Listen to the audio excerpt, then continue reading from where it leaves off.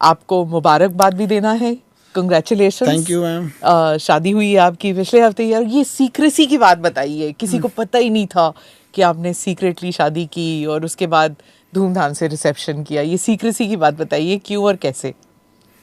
अब mummy papa का पसंद था और उन लोगों ने डेट डिसाइड कर दिया। पसंद अरेंज मैरिज था आपका? हाँ। अच्छा। तो हम लोग को तो मतलब मम्मी डिसाइड कर दी डेट। अब सब चीज़ शेड्यूल था।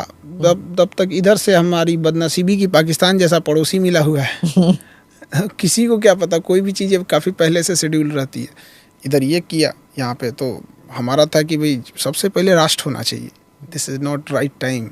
लेकिन क्या होता है कि कोई चीज़ें पहले से डेट हो जाती हैं फिक्स चीज़ें, तो उसको भी पीछे हटना थोड़ा सा अटपटा लगता है। तो उसी बीच में चुपचाप से कर लिए थे हम लोग। हालांकि पहले से था कि मतलब एकदम सादगी से करना है, बाद में रिसेप्शन दे देना है। पर कैसे हुआ कि लोगों को पता ही नहीं लगा? पटना में हुई ना शादी आपकी? नहीं, किसी को नहीं पता है कहाँ हुई थी। ओह, ये भी सीक्रेट है। मतलब ये तो वो नूर खान एयरवेज वाली बात हो गई, किसी को पता ही नहीं कि क्या हो रहा है, क्या रखा हुआ है। तो अभी देखिए, नीट का पेपर लीक हो जाता है, बीपीएससी का पेपर लीक हो जाता है। हमको ये नहीं समझ में आता, मेरी शादी लीक नहीं हुई, इनका पेपर कैसे लीक हो जाता है? शादी में तो उतने लोग होते हैं। आपको आउटसोर्स करना चाहिए था ना खान एकेडमी को।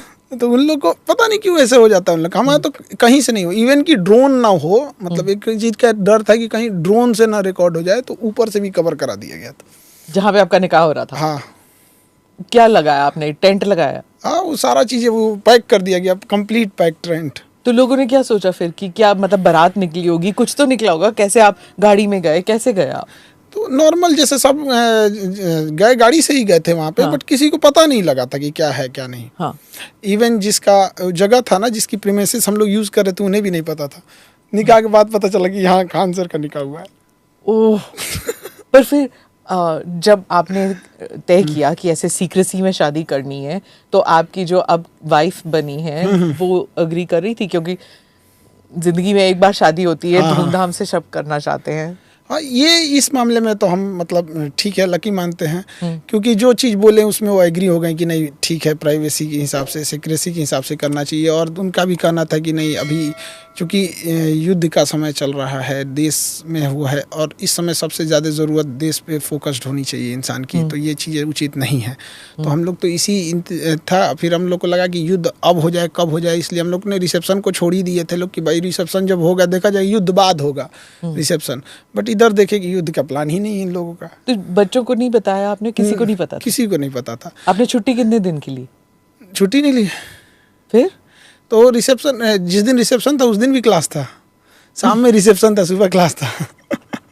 छुट्टी नहीं ली आपने? अच्छा, नोबडी नोज कि आपकी वाइफ का पूरा नाम क्या है, क्या करती हैं, क्या बता सकते हैं? नहीं मैम, थोड़ा सा इसको नहीं बताया, क्योंकि किसी भी लेडीज़ का अपना एक आइडेंटिटी होता है। वो अपना काम अच्छे से करें, अपने ऑफिस में जाएं, अब उनके काम के बदौलत लोग उन्हें जाने, न कि इस वजह से कोई जाने कि खान सर की वाइफ है।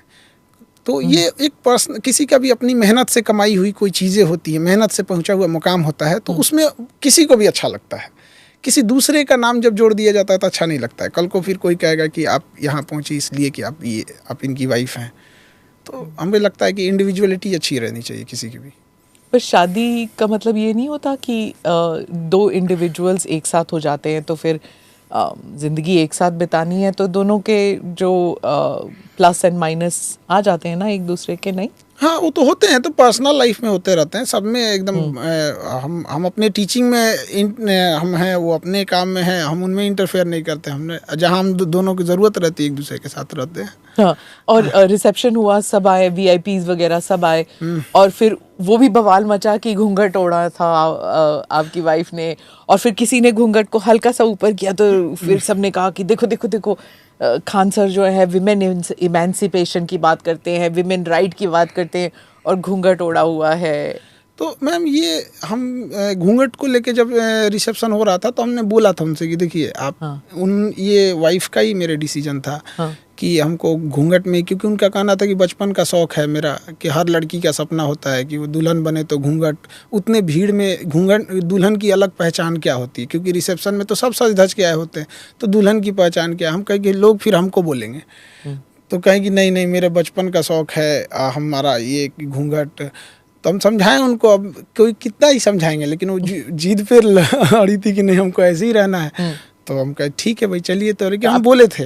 आपको बुरा लगा जब लोगों ने ऐसे बोला कि नहीं, अब लोगों के हिसाब से देखिए, एक हम लोग गांव से आए हैं तो हमारे गांव में एक कल्चर होता है, हम गांव नहीं छोड़ सकते हैं। शहर में आने का मतलब हम गांव नहीं छोड़ सकते, तो हमारे यहाँ गांव का कल्चर होता है, मुंह दिखाई के लिए नेक दिया जाता है।